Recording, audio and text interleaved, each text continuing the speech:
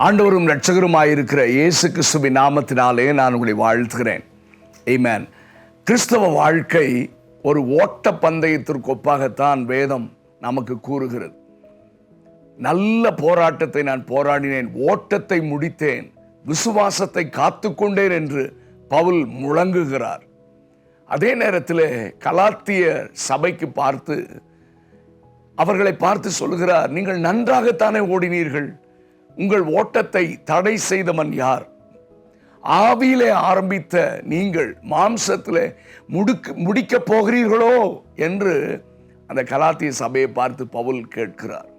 அருமையான தேவனுடைய பிள்ளைகளே, எபிரேயர் 12:1 மேகம் போன்ற இத்தனை திரளான சாட்சிகள் நம்மை சூழ்ந்து கொண்டிருக்க பாரமான யாவற்றையும் நம்மை சூழ்ந்து நெருங்கி நிற்கிற பாவத்தையும் தள்ளிவிட்டு விசுவாசத்தை துவக்குகிறவரும் முடிக்கிறவரும் ஆகிய இயேசுவை நோக்கி நமக்கு நியமித்திருக்கிற ஓட்டத்தில் பொறுமையோடு ஓடக்கடவும் என்று ஏராளமான வேத வசனங்கள் கிறிஸ்தவ வாழ்க்கை ஒரு ஓட்ட பந்தயத்திற்கு ஒப்பாக வேதம் நமக்கு கூறுகிறது. இந்த நேரத்திலும் தாவீதுடைய ஓட்டத்தை குறித்து நான் வேகமாக உங்களோடு கூட பகிர்ந்து கொள்ள விரும்புகிறேன். 3 விதமான ஓட்டங்கள். 1 சாமுவேல் 17ஆம் அதிகாரத்தை நீங்கள் பார்த்தால் அது ஒரு எழுப்புதலின் அதிகாரமாகவே நான் பார்க்கிறேன். அந்த அதிகாரத்தை நீங்க பார்த்தீங்கன்னா, பிக்சரைஸ் பண்ணீங்கன்னா, ஒரு பக்கம் தேவனுடைய சபை, இன்னொரு பக்கம் சாத்தானும் அவனுடைய சேனைகளும். ஒவ்வொரு நாளும் கோலியாத் அவன் எழும்பி வந்து சபைக்கு விரோதமாக கொக்கரிக்கிறான். சபைக்கு விரோதமாக சபையை அழிக்க, இஸ்ரவேல் என்னும் சபையை அழிக்க அவன் அங்கே வந்து கர்ஜிக்கிறான். அந்த சவாலை கேட்ட சபை, ஒரு காலத்தில் சவுல் பெலிஸ்தியர்கள் வந்து விட்டார்கள் என்றால் ஓடி போய் அடித்து அவர்களை நிர்மூலமாக்கி திரும்புகிற இந்த சவுல் இன்றைக்கு கூடாரத்திற்குள்ளே ஒளிந்து கொண்டிருக்கிறான். அவனுடைய தலைமையிலே முழு சபையும் ஒளிந்து கொண்டிருக்கிறது. இது இந்த 17ஆம் அதிகாரத்தை வாசிக்கிற இன்றைய நம்முடைய தேசத்தின் நிலையும் அதே போன்று ஒரு சூழ்நிலை காணப்படுகிறது. ஒரு பக்கம் தேவனுடைய சபை, இன்னொரு பக்கம் சாத்தானும் அவனுடைய சேனைகளும் சபைக்கு விரோதமாக. நான் எப்பொழுதுமே சொல்வேன், இன்றைக்கு கிறிஸ்தவ குடும்பங்களுக்கும் சபைக்கும் விரோதமாகத்தான் பிசாசு பயங்கரமான தீவிரம் காண்பித்துக் கொண்டிருக்கிறான். அவன் கொக்கரிக்கிறான். யாராவது ஒரு நபர் என்னிடத்தில் வந்து போராடி ஜெயித்து விட்டால், நான் உங்களை விட்டு போய் விடுவேன், நாங்கள் அடிமைகளாக மாறிவிடுவோம். ஆனால் நீங்கள் தோற்றுவிட்டீர்கள் என்றால் நீங்கள் எனக்கு அடிமைகளாக மாறிவிடும். ஒரே ஒரு நபர், ஒரு ஆள்.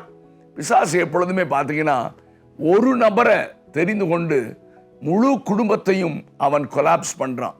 ஒரே ஒரு ஆளை பிடிச்சு முழு சபையையும் கெடுத்து விடுகிறான்.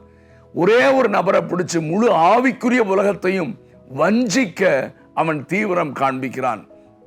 ஆனால் நம்முடைய ஆண்டவரும், எனக்கும் ஒரே ஒரு நபர் தான் தேவை, என் கையில அர்ப்பணிக்கிற, என்னுடைய சித்தத்தை செய்கிற, எனக்காக வைராக்கியம் பாராட்டுகிற ஒரே ஒரு வாலிபன், ஒரு மனிதன் எனக்கு தேவை என்று ஆண்டவரும் கேட்கிறார்.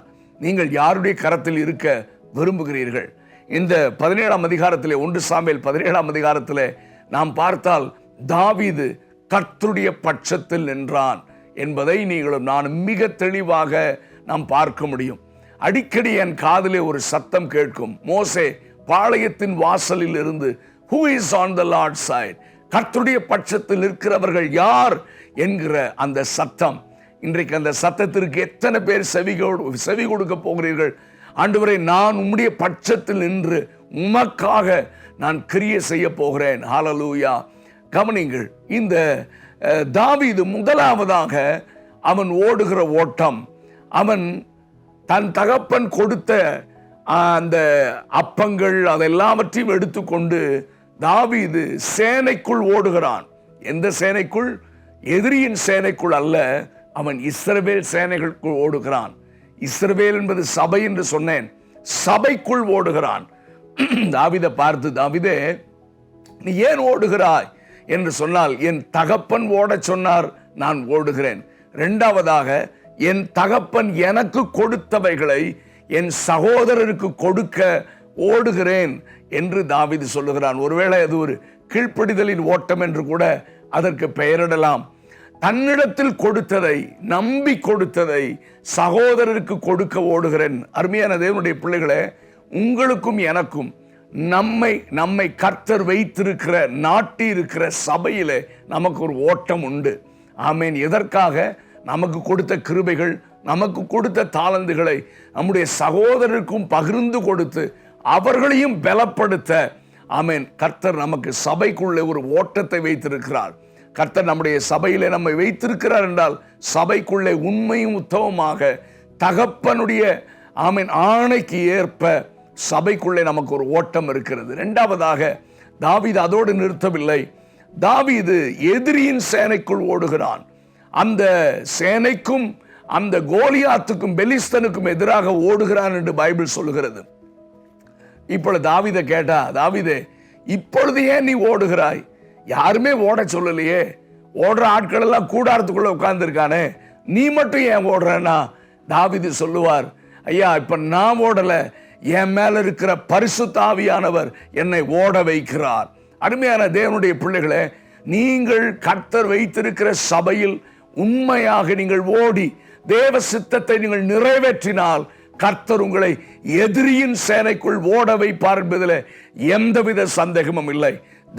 தாவீது இப்பொழுது எதிரியின் சேனைக்குள் ஓடி, ஆமீன், ஒரே கல்லினாலே அந்த கோலியாத்தை வீழ்த்தினது நமக்கு நன்றாக தெரியும். உன் கையிலும் கர்த்தர் கோலியாத்துகளை ஒப்பு கொடுத்து சபைக்கு ஏற்பட்ட நிந்தையை நீக்க கர்த்தர் உன்னை பயன்படுத்துவார் என்பதில் எந்தவித சந்தேகமும் இல்லை. அதோடு நிற்கவில்லை, அவன் மீண்டுமாக ஓடுகிறான்.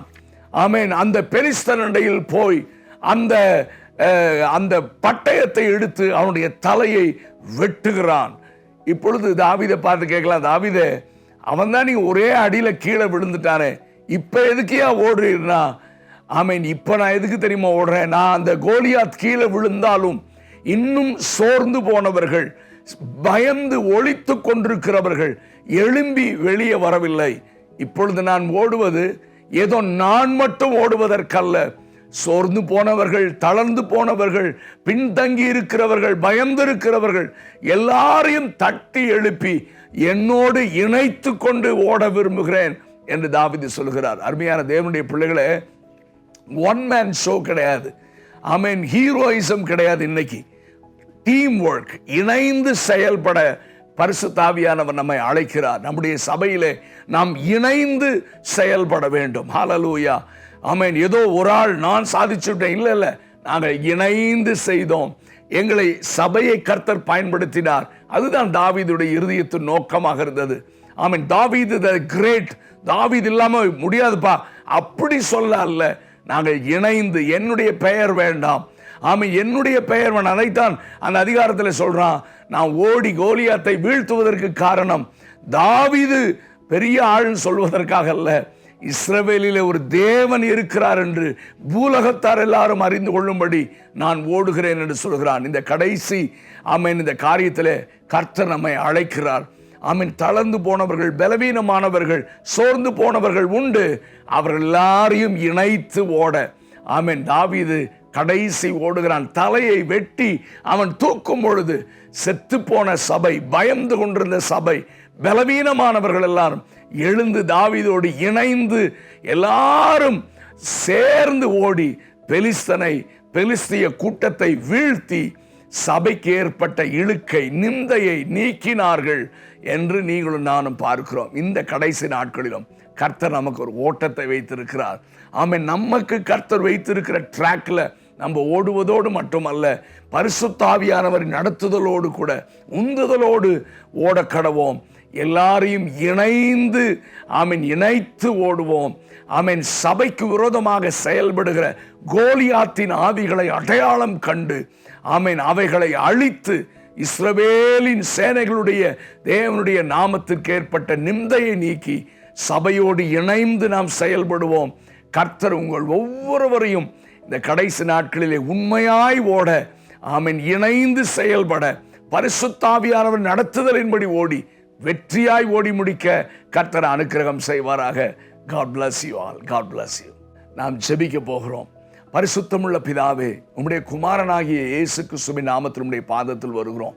ஆண்டவரே, இந்த கைரோஸ் மூலமாக தினந்தோறும் உம்முடைய வார்த்தையை கேட்டு தியானித்து இந்த நாளை ஆரம்பிக்க நீங்க தந்த கிருபைகளுக்காக நன்றி ஆண்டவரே.